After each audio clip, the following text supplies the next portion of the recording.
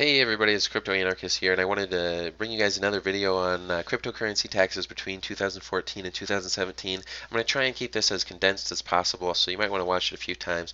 There's going to be a lot of information in it, but I really wanted to focus on is how a lot of people are trying to say that, there's a lot of these what I call low testosterone tax attorneys or CPAs who are telling you all crypto to crypto gains are taxable events, and that is true after 2018, January 1st, 2018. They are taxable events, but before, like 2014 to 2017, they are not taxable events, and I can prove this for a fact. And you can prove this just by looking at, the new tax law after 2018. So what happened was, with cryptocurrencies used to just be defined under the IRS code as property. After the tax law was passed. I don't know the exact day it was passed, January 2018 sometime, I think. But after it actually goes into effect, cryptocurrencies are, which the IRS had always called virtual currencies, they are not defined as property, but they are defined as intangible property. So like-kind exchanges work for property, but not intangible property. So this means that though cryptocurrencies after January 2018 are no longer like-kind exchanges between crypto to crypto exchanges, before 2018, between 2014 and 2017, they are like-kind exchanges. So you don't have to actually pay taxes on this. And I actually think that a lot of exchanges have stopped new customers from applying because they've had to, implement these changes to their system for 2018. I know a lot of exchanges went down 2000, or at the beginning of 2018 or into 2017. I don't know if this is the exact reason why, but if you actually look at this again, and when we're talking about Section 1031 in the IRS code, what they actually changed, and again, Section 1031 is like-kind exchanges between property.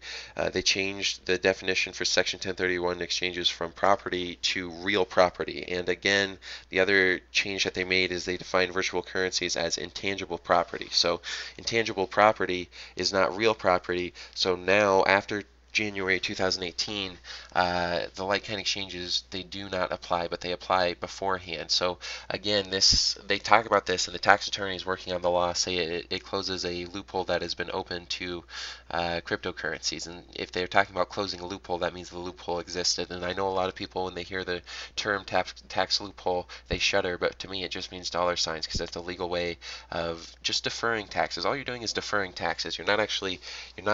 It's not a tax-free method of making money. It just means you're not paying taxes yet. And again, with real estate, if you look at real estate, because a lot of people, like, there's this other low testosterone tax attorney, and he tries to relate these things to properties, and he's like, are these cryptocurrencies actually the same? And he says things like, Bitcoin and Ethereum, the developers will tell you they're very different, and that's true. And it's just like, if you go to the owner of an urban trash dump and the owner of an urban boutique store, a flower shop, the flower shop owner says she's going to argue that her property is a lot different than the trash dump, and they shouldn't have similar rules applied to them. You're not going to dump trash at a flower shop. That doesn't make any sense. And just like that is true, you're gonna, cryptocurrency developers are gonna say their coins are different, because their coins are different. But you do get like-kind exchanges between, a flower shop and an urban flower shop and an urban trash dump. They are like-kind exchanges so long as they're property. And so this argument he's making makes no sense. And this is again why you need to have a very aggressive tax approach, because I've said this before. Like, if you are, if you're not willing to make money and put your neck out there and risk it, you're not going to make it in this world. You got to have a bit of testosterone in your testes, you know what I mean?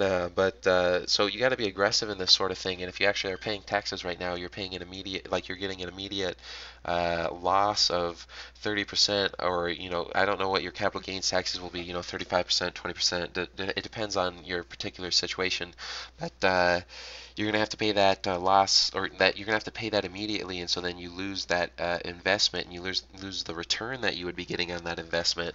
And so if you can defer the taxes, it's better for everybody. It means you'll pay more taxes later on.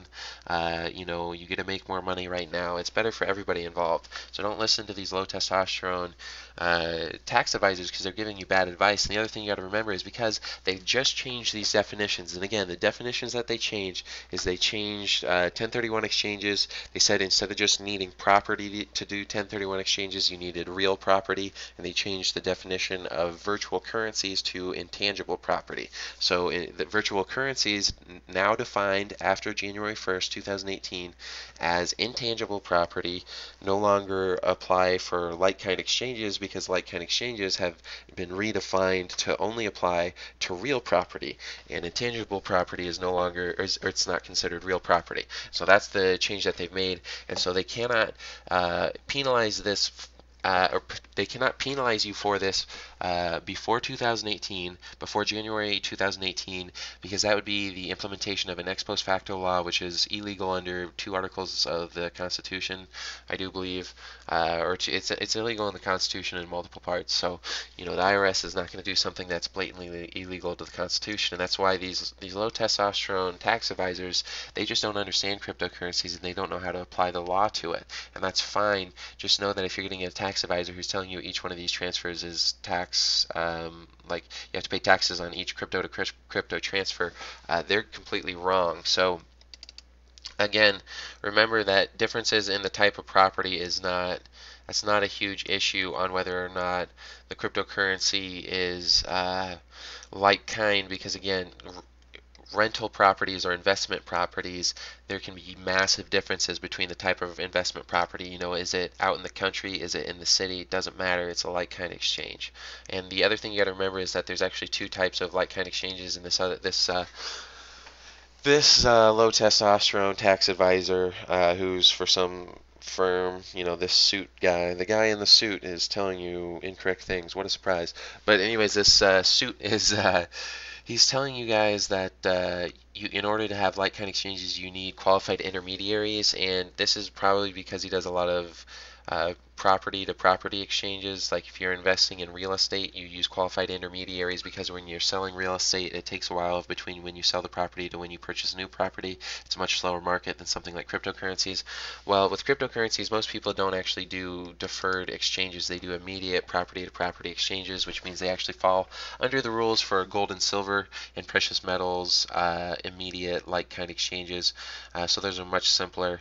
But anyways, for Section 1031 exchanges, the 2 types of exchanges, like I said before, there's the simultaneous swap or the immediate like-kind exchange, and then that one is very simple. That's the gold and silver like-kind exchange, which we'll talk about in a second. And the one that this low testosterone tax accountant keeps talking about is the deferred like-kind exchange, and that one is between real estate exchanges. And the reason why you use an intermediary is they keep track of all the relevant prices that are needed in order for this swap to occur and for you to pay the correct taxes on it, because it gets a little complicated if you use a deferred exchange. And again, the immediate like-kind exchanges, they're definitely a thing within cryptocurrencies. There's a question to how many cryptocurrencies, like what specifically is defined as a cryptocurrency and what can be completely tax deferred, as well as what cryptocurrency exchanges might have taxes to them, like is the US dollar tether, which is pegged to the value of the US dollar, is that technically speaking defined as a cryptocurrency.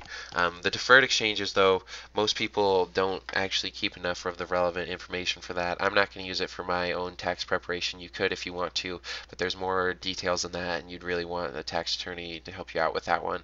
But again, remember, they just changed the definitions of what qualifies for Section 1031 exchanges. So 2014 to 2017, all you need is property for Section 1031 exchanges. And again, gold and silver are considered property, and they apply for immediate or simultaneous swaps under Section 1031, and so cryptocurrencies definitely apply for those. The question that we don't know, which this low testosterone tax attorney again is trying to tell us, is do they apply for deferred exchanges? And so the only reason he must have brought this up immediately is he must do property exchanges where they use deferred exchanges and qualified intermediaries. Well, for immediate or simultaneous swaps between property like gold and silver, you don't need a qualified intermediary to use a Section 1031 swap. You don't always need a qualified intermediary. You can sometimes, but if you own physical gold or silver, you can just do it yourself. And I don't actually, for gold and silver, there's absolutely no reporting that needs to be done for any exchanges for a value of under $10,000. So you might not even need to give them any information, so long as you're not like a big time trader. But anyways, moving on again, so the immediate ones do apply, deferred exchanges might apply, but you have to have the relevant information. And the real question that we need to ask is what actually qualifies as virtual currencies. Like, can you do like-kind exchanges between the US dollar tether, which is it's a virtual currency, but its value is pegged to the US dollar, and then can you do like-kind exchanges between things like gold money, which is again a virtual currency, but its value is pegged to things like gold and silver, and I don't know what other precious metals gold money actually does. And so let's look at this here. So if we look at the virtual currencies definitions and what they're calling it, the IRS says a virtual currency is a digital representation of value that functions like a medium of exchange. I mean, it operates like a real currency, but it does not have legal tender status in any jurisdiction. So that's a very vague and very broad definition, and if we're just looking at that, it looks like even the US dollar tether and gold money would apply under those rules, because the US dollar tether, it acts like the US dollar, but it's not the US dollar, and it doesn't have legal tender status. You can't use it to pay your taxes. And something like gold money, there might be some states where you can pay your state taxes in gold and silver, but they would not allow you to pay in gold money, I do not believe. So I don't think gold money right now has legal tender status, and so I think even trades with gold money and the US dollar tether would be applicable under this first paragraph's definition. Again, crypto-to-crypto trades are most certainly virtual currency to virtual currency, which would just be property-to-property swaps. So immediate exchanges under those would definitely be a thing. The one thing that I think probably will still also be a like-kind immediate exchange would be crypto-to-crypto swaps with things like the US dollar tether or gold money, which is, gold and silver cryptocurrency, or cryptocurrencies whose value is based in gold and silver. But let's go on to the second paragraph here, where it says virtual currency that has equivalent value in real currency or acts as a substitute for real currency is referred to as convertible virtual currency, and it says Bitcoin is one of these. So that just means that any currency that has real-world value is a convertible virtual currency. So again, that's a very vague and broad definition. The US dollar tether and gold money both still apply under that first part of that definition. And then it says it can be purchased for or exchanged into the US dollar, euros, other real currencies, or virtual currencies, and that's all it says on cryptocurrency. So again, if you do use like-kind exchanges between cryptocurrencies to things like US dollar tether or gold monies, gold or silver money, cryptocurrency that it uses, those should be like-kind exchanges so far, according to these definitions under the IRS. Again, if you do actually do US dollar and gold money like-kind exchanges to cryptocurrency, you'd have to be willing to argue, or to authoritatively argue your position in some form of tax court. But again, you should be able to do this. And again, if we even look further at these low testosterone tax advisors, later on in their videos, they admit that these sort of things could be legal. This tax advisor, who had sort of confused cryptocurrency like-kind exchanges as being deferred like-kind exchanges, even though probably 95% of cryptocurrency like-kind exchanges are actually immediate like-kind exchanges.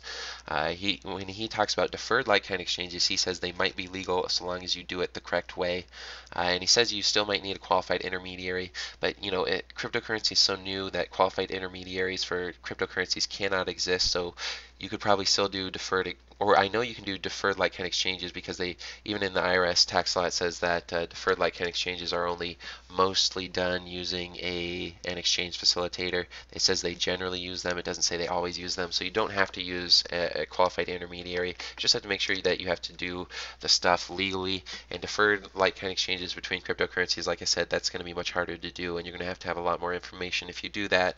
And so make sure you do your homework if you do that. But even this low testosterone tax attorney or tax accountant, whatever he is, he says that if you, like starting at 4 minutes, he starts to say that it may actually be legal if you did it correctly. He sort of tries to say that you need a qualified intermediary, but because qualified intermediaries don't exist, you can't be forced to use them, and it's not even required to use a qualified intermediary for deferred like-kind exchanges. It's just they're generally used, so most of the time they're used, but as long as you have a reason for not using them, and for cryptocurrencies, the fact that they don't exist is a pretty good reason for not using them. You should be able to make that argument in tax court, saying that, hey, you can do the deferred like-kind exchanges so long as you had the information correct. And again, I don't know the required information for deferred like-kind exchanges. You'd have to figure that out for yourself. But let's go ahead and look at the rules between the immediate like-kind exchanges, because this is what is like 95% of people's cryptocurrency trades. You're using cryptocurrency exchanges that are doing cryptocurrency to cryptocurrency exchanges, or if you do actually go back into the US dollar, you're probably only holding it for like a day or so, or maybe a week, and that probably still qualifies as immediate like-kind exchanges just because it's happening so quickly. And so, for deferred like-kind exchanges, I think you have like 45 days or something to do the exchange. So it's definitely, if you're holding on to the US dollar for a week, and I'm talking about the US dollar, not the US dollar tether, but if you're holding on to the US dollar for a week, that might be pushing it. If you're only holding on to the US dollar for a day, that's still an immediate like-kind exchange. But let's go ahead and look at what the actual rules are for immediate like-kind exchanges between precious metals. So the first case they have up there is actually Mexican gold, 50 peso gold coins between Austrian 100 Corona gold coins. These coins are basically the same in terms of their gold content.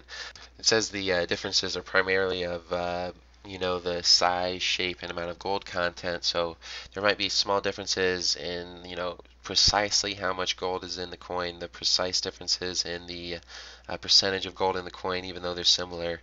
But they're basically traded for the same function. So as long as it's traded for the same function, they should have the like-kind exchange status. So again, coins that are very similar definitely have like-kind exchange status. So like Bitcoin and Cash and Zcoin and Zcoin and Zcash, those are all very similar like-kind exchanges.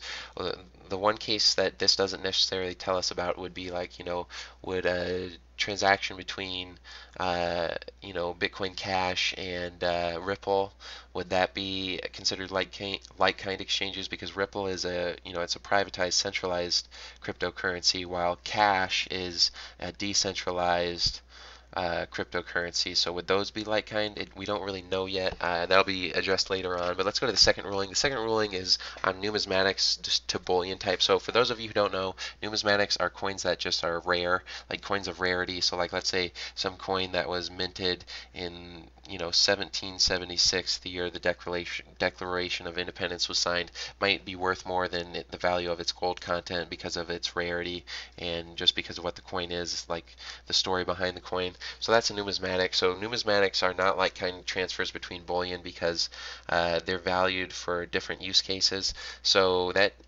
also applies to cryptocurrencies, but there aren't very many numismatics in cryptocurrencies. The only numismatics I know of are things like the physical bitcoins, and there's only a couple of those around, and I would assume their price is higher than that one actual bitcoin, but I don't really know. But that would just mean if you own a physical bitcoin and you trade it for bitcoins that are not physical,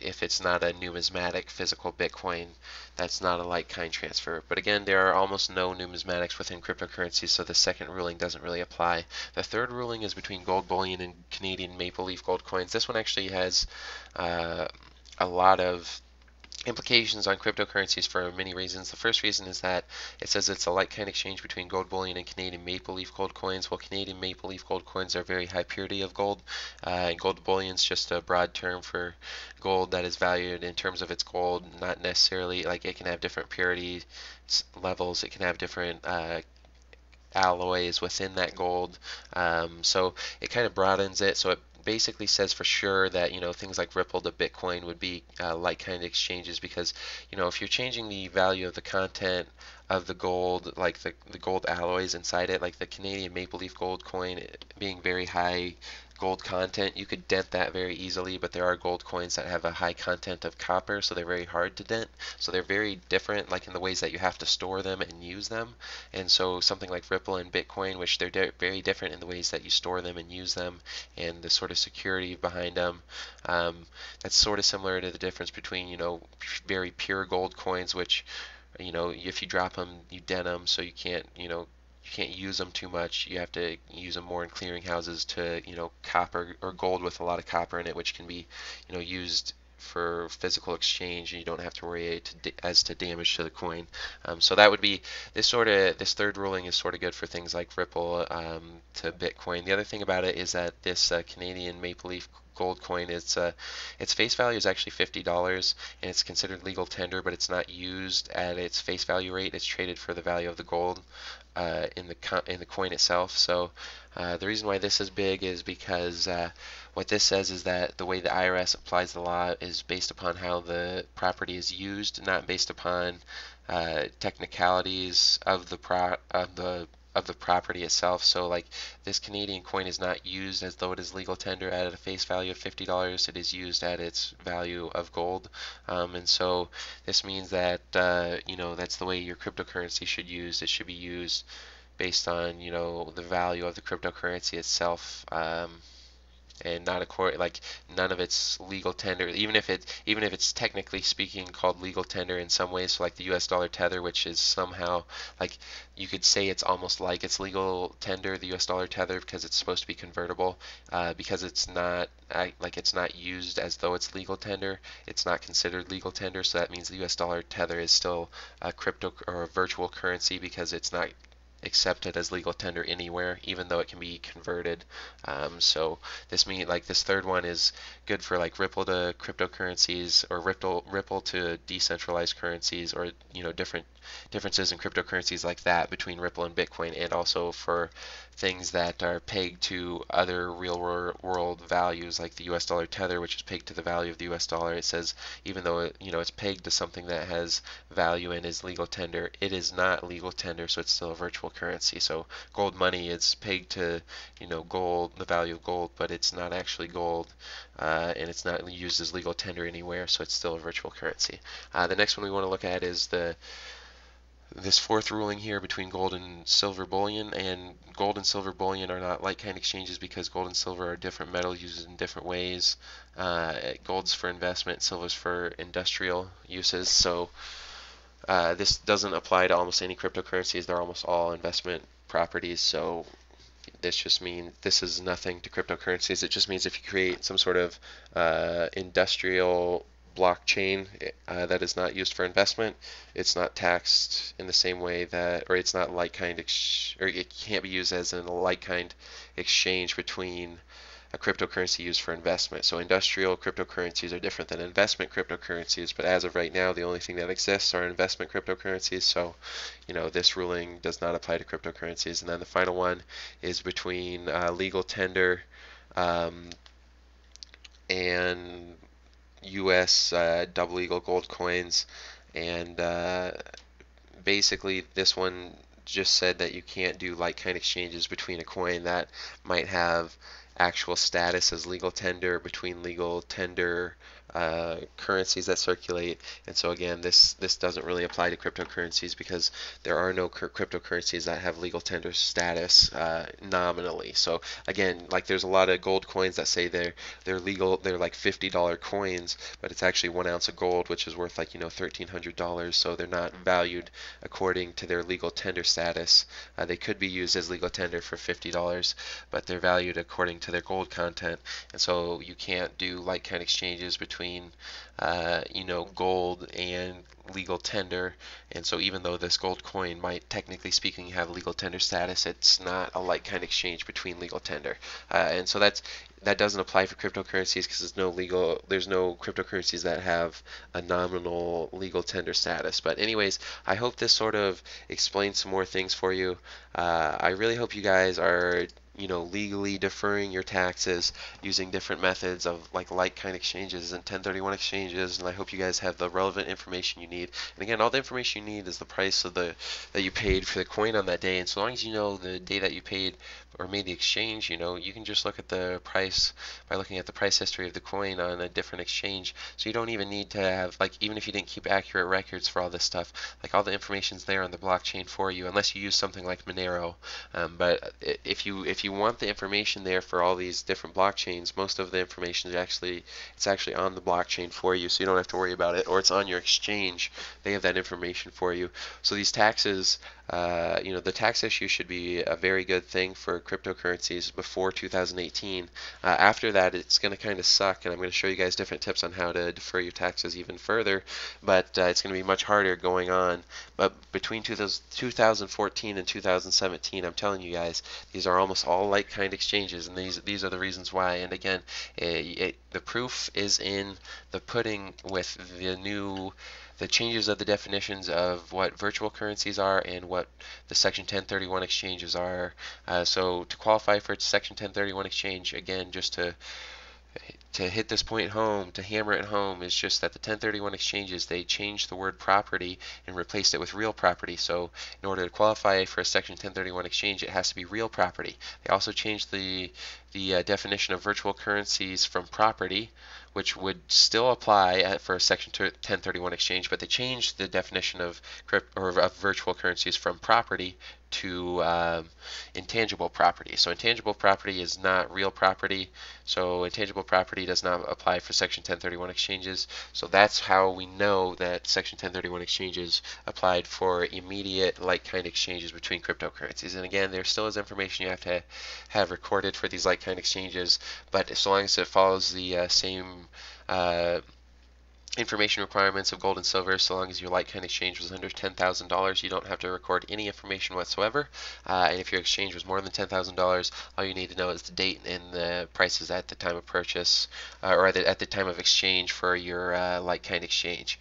And so that's all you need to know. So I hope you guys aren't paying extra taxes this year, because that just means you're going to really hurt your long-term returns. And this is what separates the men from the boys. Do you have the balls to stand up and say, no, I don't have to pay taxes, and I'm deferring these taxes legally using a Likekind exchange? Or are you just going to bend under the pressure and say, here's my tribute to the IRS, even though you don't have to legally pay it? You guys, legally, you don't have to pay these taxes because these are Likekind exchanges, so why would you even think of paying them? But anyways, I hope this video helps you out. There will be more videos coming out soon.